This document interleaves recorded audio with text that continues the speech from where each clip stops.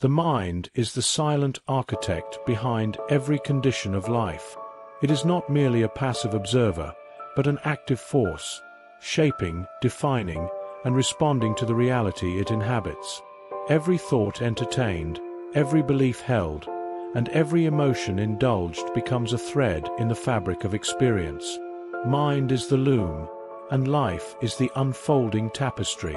We often look outward, blaming circumstances, people, or fate for the condition of our lives. Yet the deeper truth lies within. The mind is both the projector and the screen.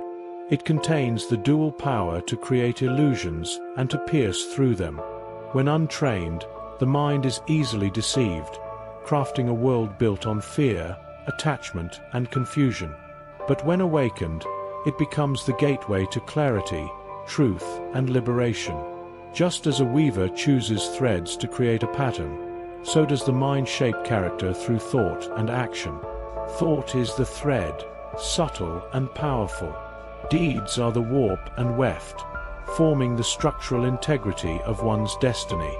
Day by day, moment by moment, the mind weaves habits, responses, preferences, and reactions into the fabric of being. These form the inner character, which then shapes outer conditions. Yet the human being is not a slave to this process. He is a conscious participant, possessed of free will and the ability to change. Though he may be entangled in self-created illusions, he also holds the power to unravel them.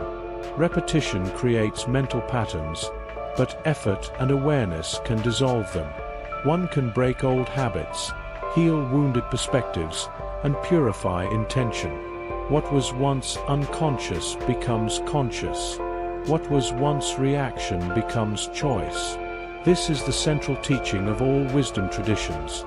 Man is a mental and moral being. He evolves not by chance, but by choice. His mind is a garden, and he is the gardener. Left untended, weeds of negativity and illusion overrun it. But with care, mindfulness, and inner discipline, the garden becomes a sanctuary of peace, strength, and clarity.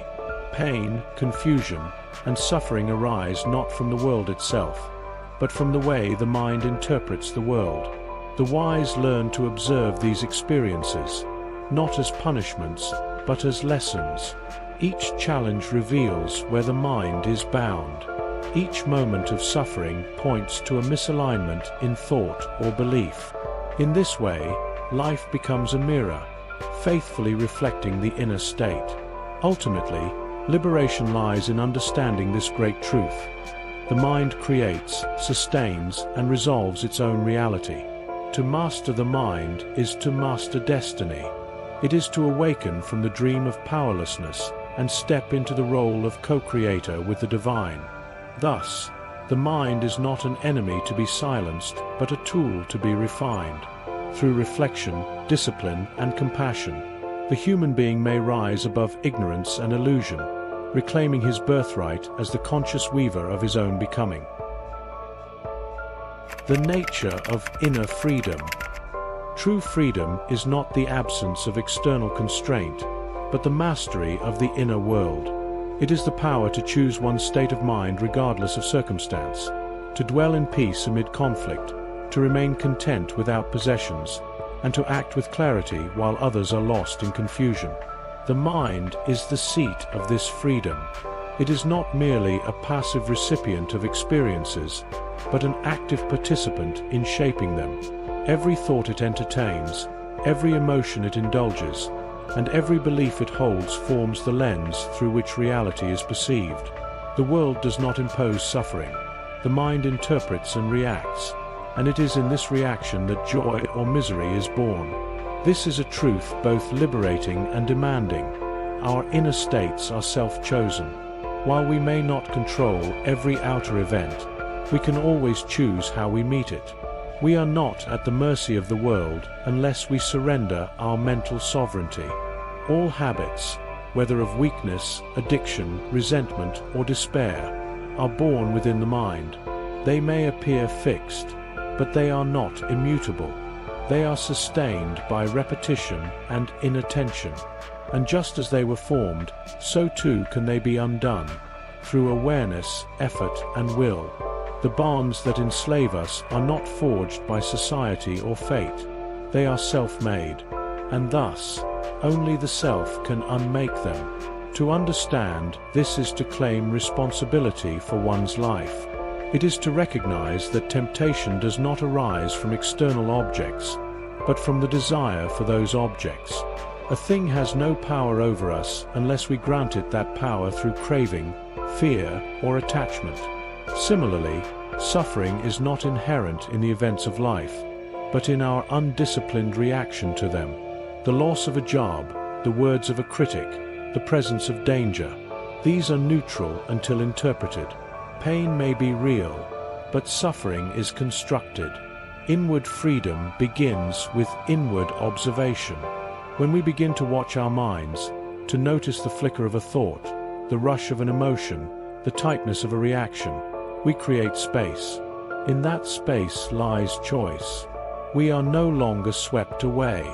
We see that we can pause, reflect, and respond differently. This is the essence of transformation. Over time, through sustained attention and moral effort, the mind becomes purified.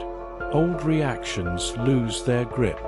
The soul rises out of its conditioning like a bird from its cage. A man who once lashed out in anger now responds with calm. A woman who once clung to approval now rests in quiet self-respect. These are signs of true inner freedom. Not that life becomes easier, but that we meet life from a place of centeredness. The outer world will always shift. Loss, success, joy, and pain come and go like weather. But the mind, when trained and illumined, becomes a still sky behind the clouds, free not because it escapes life, but because it understands and transcends it. Purity, peace, and transformation. True peace is not granted by circumstances, nor stolen by them. It arises from within. When the mind is disciplined and the heart purified, a shift occurs. The soul no longer seeks satisfaction through desire, nor does it blame others for its unrest. It sees clearly that suffering begins in the mind, not in the object, nor in the event, but in the reaction. The purified mind learns to let go of craving, resentment, and judgment. It ceases to feed the thoughts that inflame unrest. Like a calm lake reflecting the sky, it becomes a mirror of peace. This is not the peace of passivity, but the deep, active peace of one who has mastered the storms within. The mind no longer clings to what it wants, nor resists what it fears. It simply sees, and in that seeing, it understands. To condemn others, to curse conditions, to blame the world, this only intensifies suffering. For the outer world is always shaped by the inner. Anger in the heart will see injustice in every face. Envy will interpret abundance as insult. But when the heart is pure, all outward things become pure. Even hardship becomes a teacher. Even loss becomes a clearing for new light. Growth begins from within and moves outward, like the blooming of a flower or the rising of the sun. Decay, on the other hand, starts from the outside. When the soul forgets its source, when it surrenders power to externals, when it allows bitterness to corrode the spirit. This is the universal law. Transformation flows from the inside out. No true change can come from force or blame. It begins in the silent inner work, in cleansing thought, refining intention, and anchoring oneself in truth. From this foundation, peace blossoms naturally, and the world is seen not as a threat, but as a reflection. The path of self-mastery. True mastery does not lie in the ability to control others, win arguments, or accumulate power. It lies in the quiet, deliberate work of transforming the self. The individual who turns inward, redirecting the energy spent on external battles toward the refinement of thought, emotion, and action, discovers a reservoir of peace and strength far greater than any external conquest could offer. To cease striving against others is not weakness. It is wisdom. It is the realization that every reaction, every conflict, begins and ends within the mind. When we stop assigning blame and instead investigate our own thoughts, habits, and perceptions, we reclaim a power that had been unknowingly scattered. This power, once gathered, becomes the seed of self-mastery. The one who achieves harmony within no longer feels the need to impose control over others. His authority does not come from force, but from presence. It is the authority of someone who has tamed his own passions, who has made peace with his suffering, who speaks with the clarity of experience and not mere opinion. Such a person leads without striving. Others sense his inner stillness and, moved by it, feel called to find their own. Enlightenment, then, is not an external crown to be worn or a prize to be claimed. It is a state of being, cultivated through inner discipline. It arises from sustained reflection, ethical living, and deep personal honesty. It is found not in correcting the world, but in purifying the lens through which we see it. Man is both the sculptor and the clay. Through every thought and act, he carves his character. His mind, shaped by habit and intention, becomes the very soil in which his life unfolds. A mind dominated by fear, resentment, or desire yields a life of restlessness and confusion. But a mind governed by clarity, compassion, and awareness creates peace, regardless of external conditions. What is often called destiny is, in truth, the reflection of the inner state. Outer circumstances may fluctuate beyond control, but the interpretation of those circumstances, the meaning, the response, belongs to the individual. And here is where transformation begins. Through conscious thought, habitual reorientation, and deep inner listening, a man can uproot negative patterns and plant new seeds of intention. Through forgiveness, he dissolves old injuries. Through mindfulness, he weakens unconscious reactions. Through perseverance, he builds strength of will. The result is not perfection, but integration, a life lived in alignment with truth, where thought, word, and action form a harmonious whole. In mastering himself, a person liberates himself. He is no longer enslaved by every passing emotion, every external disturbance, or every inherited belief. Instead, he becomes a center of gravity, undisturbed by storms, yet deeply alive. His peace is not apathy, but power. His calm is not detachment, but depth. This is the essence of self-mastery, to govern the inner world with wisdom, so that the outer world no longer dictates one's peace. The heart follows the mind, and the life follows the heart.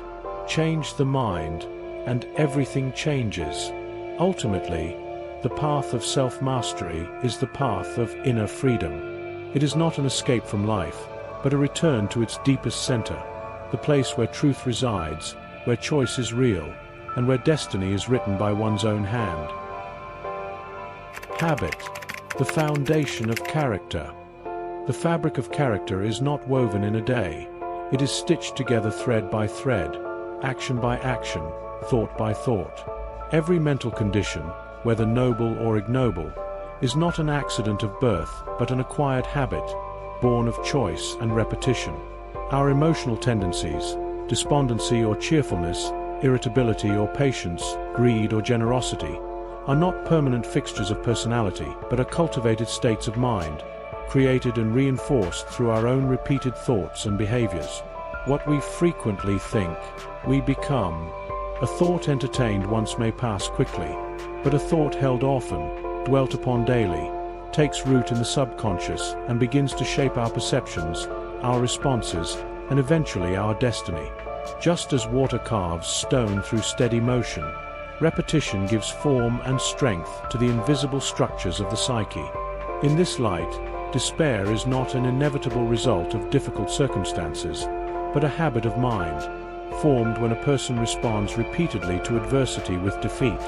In the same way, joy is not found by chance, but cultivated by looking steadily toward gratitude and hope, even amidst hardship. The man who reacts with anger has trained himself, perhaps unconsciously, to do so, just as the man who responds with calm has practiced serenity until it became second nature. This is the great truth. Habit governs character, and character governs life. Just as a young apprentice begins clumsily when learning a trade, fumbling with tools, uncertain in movement, so too does the spiritual seeker begin unskilled in the art of self-governance. Calmness, clarity, patience, and wisdom do not arise spontaneously in an undisciplined mind. They are learned capacities, developed through daily effort, and made permanent through repetition. The mind, like the body, adapts and strengthens through use. Every time a man resists anger and chooses understanding instead, he strengthens the muscle of inner peace. Every moment he turns from envy and chooses generosity, he reshapes his mental landscape. Over time, these choices solidify into virtues, habits of goodness and wisdom that define who he becomes. This power of habit is both a warning and a promise. If we persist in negative thinking and selfish action, we will bind ourselves in chains of our own making. But if we use the same power consciously and wisely, we open the door to liberation. We are not fixed by nature, but fashioned by will. Here lies the key to personal transformation, and indeed to salvation. The mind can be formed and reformed. This is the sacred opportunity given to all human beings. No matter one's starting point, no matter how deeply ingrained a vice or weakness, change is possible through sustained intention and action. Self-mastery, then, is not the privilege of the few, but the rightful destiny of all who are willing to work for it. Through the conscious formation of right habits, mental, emotional, and moral, we become the architects of our character and the authors of our fate. And in this effort, the soul finds both its purpose and its peace. Goodness is a habit. It is often said that doing wrong is easier than doing right. That sin, like a downhill slope, requires no effort, while holiness is a climb against gravity. Even the Buddha observed, "Bad deeds are easy to do. That which is wholesome and good, that is difficult indeed. But this difficulty is not eternal. It is not a law fixed in the soul. It is a passing phase, a condition of the untrained mind, of a heart yet untouched by discipline or vision. It is the temporary struggle of the beginner, not the destiny of the human spirit. It is like a child learning to write. The letters come out crooked at first, the hand trembles, and every movement feels foreign. Mistakes are frequent, and progress is slow. But with practice, with repetition, patience, and the desire to learn, the hand gains skill, and what was once awkward becomes effortless. So it is with the soul. Right action may feel difficult in the beginning, but with practice, it becomes natural. Wrongness may feel easy now, but only because it has been rehearsed. Through repeated thoughts and choices, we form patterns, habits of mind and heart. These habits shape our character, and character determines destiny. The thief does not steal because he is evil by nature, but because he has fed the thoughts of greed, nurtured them in secret, until they now move him without resistance. The honest man, on the other hand, finds it impossible to steal, because his mind has become grounded in the habit of truth. So too with anger, jealousy, and fear. These emotions feel natural to many, only because they have been practiced so often. They arise automatically, not because they are innate, but because they are familiar. But calmness, kindness, and patience, though perhaps unfamiliar at first, can also become natural. They require no special talent, only persistence and sincerity. By choosing them daily, by practicing them again and again, we gradually become them. Goodness, then, is not a gift reserved for saints. It is a habit available to all. It is not effortless at first, but it becomes effortless through effort. Just as a musician gains mastery through hours of practice, so too the soul gains peace, purity, and power through the steady work of self-training. And one day, what once felt like struggle becomes as easy as breathing, not because the world has changed, but because the mind has. Goodness is not a burden to bear. It is a strength to grow into, and once grown, it feels like freedom. Complete emancipation. Let a man awaken to the truth that his life flows from his mind, not from circumstances, not from fate, not from others, but from the ceaseless stream of thoughts he allows and cultivates. Every condition, every response, every joy or sorrow he encounters is a mirror held up to the patterns of his inner world. Let him see clearly that the mind is made of habits, not fixed but formed. These habits are not eternal. They are built through repetition, through agreement with certain thoughts, and through inattention to others. Just as they were constructed, so too can they be deconstructed, reshaped, elevated. Will is the tool. Awareness is the guide. When a man understands this, he gains mastery over himself. And with mastery comes the only true freedom. Freedom from the tyranny of reaction, from the chains of fear and anger, from the illusions of weakness and blame. He is no longer at the mercy of life, because he has become the master of how he meets it. But this freedom is not given, it is earned. Freedom is not the escape from struggle. It is the result of right struggle. Not in a moment, not by a single decision, but through daily growth, through steady inner labor that polishes the soul like stone under water. Hour by hour, day by day, the mind must be trained like a wild horse, firmly but with compassion. The seeker must teach it to dwell on pure, noble, stainless thoughts, to refuse the temptations of bitterness, to remain calm under pressure, gracious under trial, and centered in principle even when all around is chaos. Let a man think rightly in secret and in silence. Let him confront himself with honesty. Let him persevere when no one watches. For it is in these quiet efforts that liberation is carved. Like a sculptor shaping stone, he must chisel away at ignorance, fear, and desire. He must patiently uncover the ideal hidden within his own mind, the noblest image of what he can become. The form is already there, waiting beneath the layers of habit and illusion. When that image begins to emerge, clear, radiant, and alive, he will know that the chains have fallen, that his mind, once his master, has become his servant, that his soul, once dimmed, now shines with the light of truth. This is complete emancipation, not freedom from life, but freedom in life, through self-mastery, through inner peace, through awakened will.